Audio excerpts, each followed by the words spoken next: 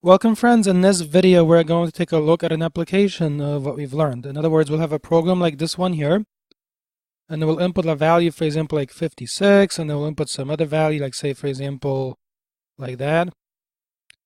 And then we'll click average, and it will show us the average. And imagine these are monetary values, so we'll even add formatting like that. Even if your numbers are big like that, and you click average, we'll add the formatting automatically like that, with the comma and the dollar symbol and the period. Okay, so let's begin. Begin with a blank project like this one. Make sure that it's big. And we're going to add controls like that. So you're going to put a couple text boxes in there like that. So put in a text box and then put in the other ones. Okay, so we'll put in also a button like that. And then put in finally a label. So first we're just adding controls. We'll lay these out shortly like that. First, let's change the comments font size property. So highlight and select all of the controls. And then we close the Solution Explorer here. Hide it out of view. And let's change the font property. So you can just do that by typing in here if you want. Just type, for example, say 30. And that'll make everything bigger and easier to read. And that affects all of the controls at the same time. Okay, so put the label somewhere. The button is the one that we will click to find the average. So put that in the middle, more or less. That box will take one value, and then we need another box to take the second value. So right click it and then copy it, and then paste it, Control V. So you can copy and paste just the way you do in Word, for example. Now, one thing that's useful is to be able to lay out several controls at the same time, format them. So do Control A on your keyboard, or if you want, you can drag a box around them like that. So left press. You see that?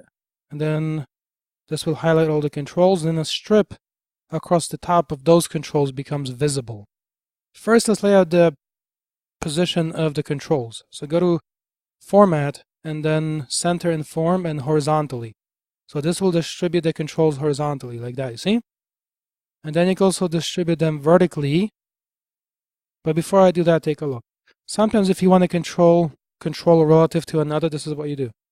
Take that, you see? And now a line appears, and that tells you the alignment of the two boxes, for example. All right, now highlight all of them again, and then go to here, Format, and then Center and Form vertically, and that distributes it vertically. And take the button, position it in the middle, more or less like that. It doesn't have to be too perfect for our purposes. Now, these two controls, as you can see, might be of a different length. For example, if they're like this, then, one thing that you can do easily is just position them over each other and just pull until the lines appear. And now there's a blue line, thin, between them that shows they're the same length. Of course, you can do some other things, but this is a good place to begin. So right-click the button, Properties, and change the text on the button so it says, for example, here, Average. And if you want, you can rename the controls in code, but I'll leave the names just to save time. Remember, by default, these are the given names. So this here is text box 1. This is text box 2. In other words, that there is button 1, and that there is label 1. So clear the text from the label 1. So remove the text property, value. Remove it. There you go. All right, next stage, we're going to left double click on the average button. And that will bring up our code. So this says here button 1 underscore click, and this is the code that runs when somebody clicks the button. So what is that we're going to do? We're pretending that we have basically like two salaries that somebody wants to average out.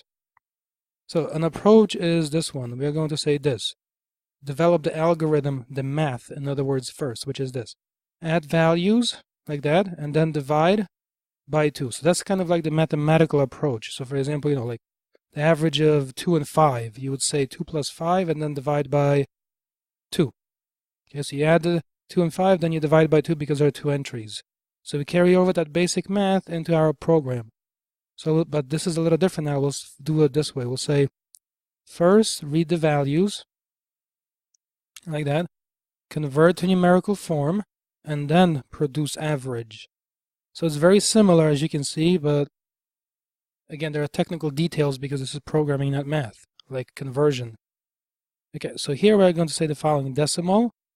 And I'm using the decimal data type because I'm imagining the inputs basically as monetary values. I'll say first value, that's the name of our variable, and it is a variable because every time you click the button there, first value, the number that it stores, will very likely change from click to click to click. So it's a variable. It represents changing values. All right, next stage here, we're going to say equals, and then you'll say decimal, that's a data type, dot, and then parse. So notice that over here, when I hover my mouse over parse, I get a, see where it says decimal right here? Notice that that matches that decimal right there. So the two data types are matched. And again, parse operates, it takes a string, so the string will be the value from the first box. You're going to feed it into parse. It will convert it into a numerical value if it can, and the result of that output will be a decimal data type. So we're converting from one data type to another, so we can operate on the converted value mathematically. And then you will say over here textbox1.text. That's it. That's our string. Okay, there you go. In other words, the text property is a string data type. That's how I know I can feed it into parse. All right, and then you repeat this for the second box. So take it, Control C, and then Control V down below to do the second conversion. And then rename that variable to second value, speaks for itself. And then over here, let's describe this. Remember, this runs from the inside to the outside. What do I mean? First, you're going to grab the text, then you're going to convert, and then you're going to save over to first value. You go over to the second box, so change that so it says text box 2. So you're going to grab that text, convert to numerical form, and then save over to second value. So read text, convert to numerical form, and save to the variables. Okay, and remember, this code is sequential, which means it runs from top to bottom in that sequence of steps. That's it. From top to bottom when you click the button. Okay, next stage. So now we have the values.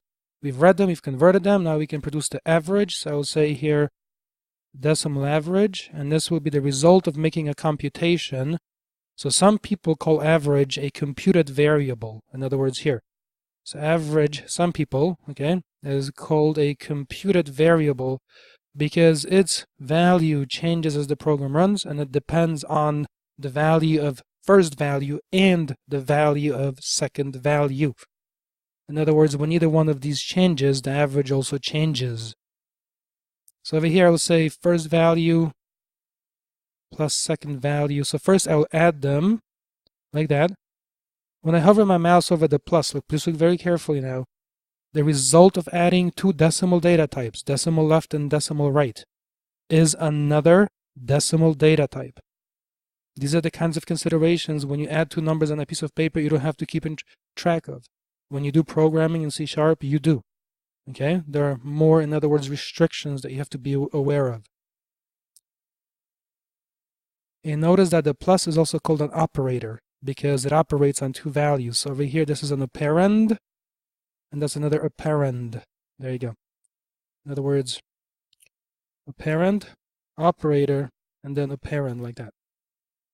Okay, then we're going to divide this by 2 because of the definition of an average. That's the mathematical aspect, like that. So what this is saying is first add the values, okay?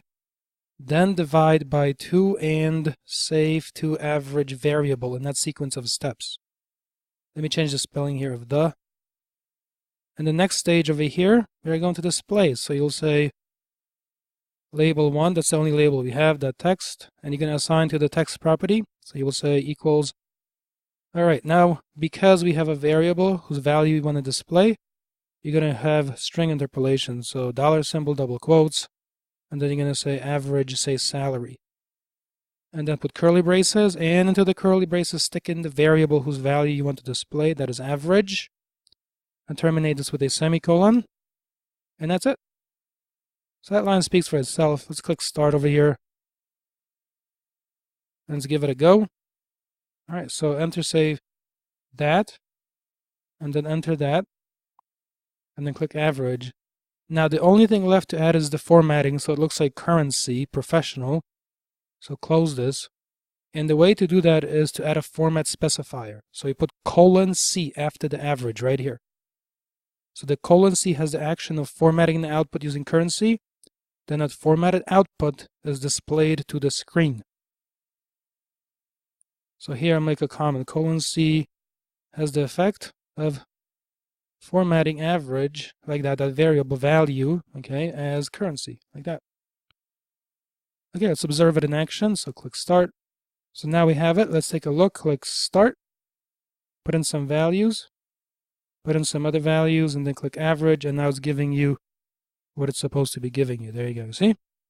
So that second number there is big, right? It's 3,535,353. So, and of course, there's a flaw with this, which we will learn to fix eventually. That is, if you input this, it doesn't work. It's going to give you a crash. Okay, because that cannot be converted into a numerical value. So keep that in mind. And that generates a format exception right here. But you have to learn more C# to fix that. Okay, friends, that is it for this one. Thanks so much for watching. And again, if you want to access the project files, click on the lesson resources, visit GitHub, and you can get it from there.